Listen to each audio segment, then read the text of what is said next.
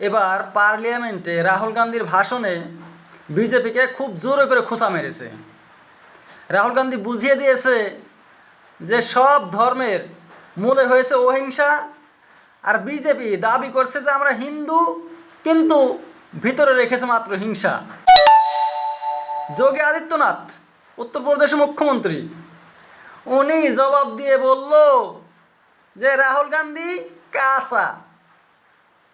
সবাই ভাবছিল যে রাহুল গান্ধী একটু পাকা হবে, অপোজিশন লিডার হয়েছে, বিরোধী নেতা হয়েছে, কিন্তু না, রাহুল গান্ধী কাঁচাই রইল। তো রাহুল গান্ধী হলো কংগ্রেসের লোক, বিজেপির বিরোধী। কাজেই রাহুল যদি পাকাও হয় তো বিজেপির তো এইটাই বলতে হবে যে রাহুল গান্ধী কাঁচা। বিজেপির যে পেট ভরা হিংসা, আমি 100টা ভিডিওতে আমার চ্যানেলে তা দেখিয়েছি, কিন্তু এই ধরনের অবস্থা।